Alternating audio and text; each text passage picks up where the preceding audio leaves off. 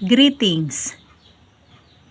This comes from the Philippine time zone, 11:43 morning, 03 September 2022, Saturday, Sabbath. ONS, Open Nature Studio, wherein all sounds, objects, sights, and other source of perceptions are really included. Destinator by Michael Dawn. Narrated by Diva, Precious. Chapter 2. Noah and the Great Flood.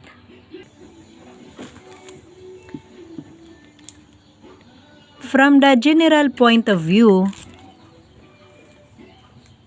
the chronology of the Bible indicated that the events describing Noah and the Great Flood belong to prehistory and undeterminable insofar as its occurrence and the flow of time is concerned. With great amazement, any reader or researcher reacts when challenged by the revelation that indeed the great veil of secrecy has been pierced and laid bare and simple concerning the events about Noah and the Great Flood. As the unerring tracer, the Adamic year count guides any interested party in his travel in the unexplored dim past, even arriving and knocking at Adam's door of earthly existence. Always supported by indisputable recorded facts in the Holy Bible. A sweeping view of Genesis 7:11-12 and 8:1-14 clearly show the remarkable detailed account of the Great Flood in simple calendared dates. Each date expressing significant event or circumstances describing the Great Flood. What actually happened and when it occurred? The unidentified narrator or biblical reporter did not make calculated guesses about the universal event but simply recorded facts of his own knowledge and clearly demonstrated in his calendar type of presentation. It is very noticeable that the dated records about Noah and the Great Flood open with the fact that Noah was 600 years old when the rains fell on the earth for 40 days and 40 nights. In close with the citing of Noah's age at 601 years. The age of Noah is the determining factor which establishes the exact point of time in the dim past when the Great Flood happened. Again, the use of the unchanging Adamic calendar count faithfully provides the necessary information for this time. Tracer accurately giving the number of years from Adam to Noah and consequently when the Great Flood took place. In the tabulated Adamic year count, Noah appears to be the ninth direct descendant from Adam, disregarding the unaccounted personalities of Cain and Abel. Noah was born in Adamic year 1056, which is the continuous, uninterrupted number of years recorded as the Holy Bible speaks clearly when it said in Genesis 5:28 to 29. When Lamech was 182, he had a son and said, "From the very ground on which the Lord put a curse, this child will bring us relief from all our hard work." So he named him Noah. These 1056 years from Adam to Noah's birth, as well as an accurate calendar of specific fathering age of a particular father and descendant of Adam.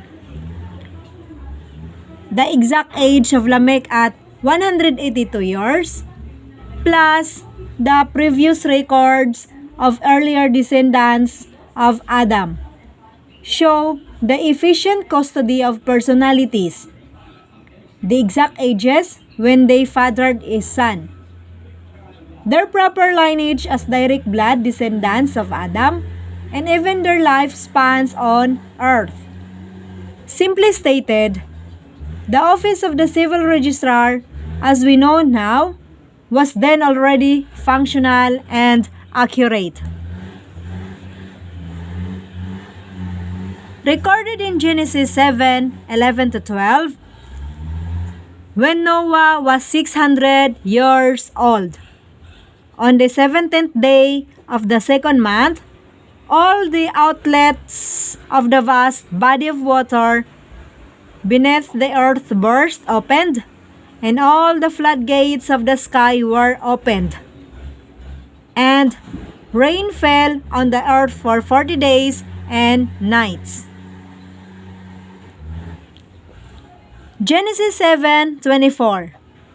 The water did not start going down for 150 days. Genesis 8:2 to 3. The outlets of the water beneath the earth and the floodgates of the sky were closed. The rain stopped, and the water gradually went down for 150 days. Genesis 8:4 to 5. On the 17th day of the 7th month, the boat came to rest on a mountain in the Ararat range. The water kept going down, and on the first day of the 10th month, the tops of the mountains appeared. Genesis 8:6 to 14. After 40 days, Noah opened a window and sent out a raven. It did not come back, but kept flying around until the water was completely gone. Meanwhile, Noah sent out a dove to see if the water had gone down. But since the water still covered the land, the dove did not find a place to light. It flew back to the boat, and Noah reached out and took it in. He waited another 7 days and sent out the dove again. It returned to him in the evening with a fresh olive leaf in its beak. So Noah knew that the water had gone down. Then he waited another 7 days and sent out the dove once more. This time, it did not come back. When Noah was 601 years old, on the first day of the first month, the water was gone. Noah removed the covering of the boat, looked around, and saw that the ground was getting dry.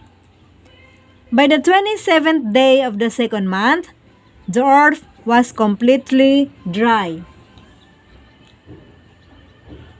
Gleaned from the records in Genesis chapters 7 and 8, the account of the great flood during Noah's time is a clear display of detailed, accurate marking of time passage, there being mention of specific days, months, and years.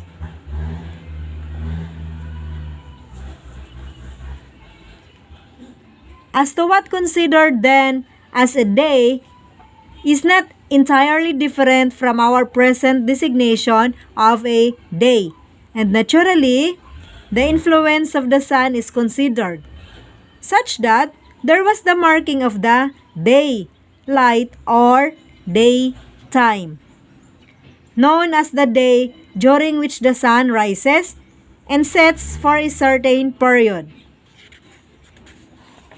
This particular manner of indicating the passage of time concerning a day designation has been carried down from Adam's time and surviving until now, and several records attest to the continuous active use of such method. In the epistle of John 11:9, Jesus said, "A day has 12 hours, doesn't it?" In this record, Jesus himself is speaking, and it only shows that the established method of marking the passage of time was always in active use, even in Jesus' time. An earlier incident also revealed this adapted method of calendar count as it appears in Joshua 10:13. The sun stood still in the middle of the sky, and it did not go down for a whole day. Here, the record speaks of a whole day. In Genesis 7:11, the 17th day of the second month, this particular record shows that the calendar counts of a certain number of days having been indicated as the 17th and the month designated as the second, which chronologically follows that a series of count was involved, the sequence being continuous as the first day begins. It reached the 17th for that second month. And for such year of that period with several months, the second month being one of the months counted. As to how many days in a month, how many months in a year, related records will slowly and piece by piece construct the original and accurate calendar from Adam's time. As the records in the Holy Bible present in Genesis 7:11-12, when Noah was 600 years old, on the 17th day of the second month, all the outlets of the vast body of water beneath the earth burst open. All the floodgates of the sky were opened, and rain fell on the earth for 40 days and nights.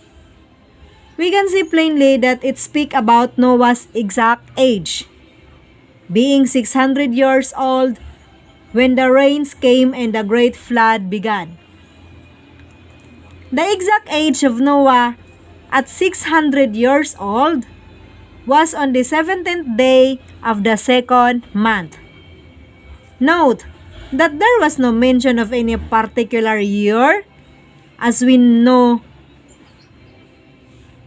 know in our present calendar, yet under the Adamic year count, this precise year is established. In the tabulated Adamic year count, the birth year of Noah is on Adamic year 1056. And when he was 600 years old, it was exactly on Adamic year 1656, being the result of adding 600 years to Adamic year 1056. This particular Adamic year 1656 is very significant, being the exact year when the Great Flood began. The records of the Holy Bible also tell the fact that only Noah, his wife, his sons, Shem, Ham, and Japheth, and their wives entered the ark and survived. And this fact is clearly corroborated when Methuselah died exactly in the Adamic year 1656. And his lifespan was 969 years. Note that Methuselah was born in Adamic 687 and he died exactly 969 years later in Adamic year 1656. With the exact day recorded, that is on the 17th day of the second month when the rains came, and Noah's birthday on his 600 years on the Adamic year 1656. We can proceed in establishing the outstanding moment of birth of Noah, precisely on the 17th day, second month, Adamic year 1056. This is an accurate numerical count based on the figures recorded and a simple logical arrangement of dates, with Noah's exact age being 600 years on the Adamic year 1656 when the flood came. We only have to move backward and count 600 years earlier and we arrive in the Adamic year 1056. Continuing with the records in the Holy Bible, in Genesis 8:13-14, when Noah was 601 years old, on the first day of the first month, the water was gone. Noah removed the covering of the boat, looked around and saw that the ground was getting dry. But the 20th day of the second month, the earth was completely dry. When speaking of Noah's age at 601 years old, naturally, it means a year had passed, and that is from the 17th day, second month, Adamic year 1656 up to 17th day, second month, Adamic year 1657. Now, the records say that by the 27th day of the second month, the earth was completely dry. And this is simply 10 days from the 17th day to the 27th day of the second month, Adamic year 1657, and added from the start of the rains to complete drying of the earth, we have the entire length or duration of the Great Flood. In Genesis 8:14, last sentence presents, by the 27th day of the second month, the earth was completely dry. Here, the sequence of calendar days count reached the 27th day of that particular month, indicated as the second month of the next year which followed. The 27th day of that month, recorded clearly, shows that a certain month has at least 27 days or more and not less. The significance and true value of the facts, figures, and chronological dates herein presented is yet to be fully seen and appreciated. This is just the first view. End of chapter 2. Thank you very much. God bless you all.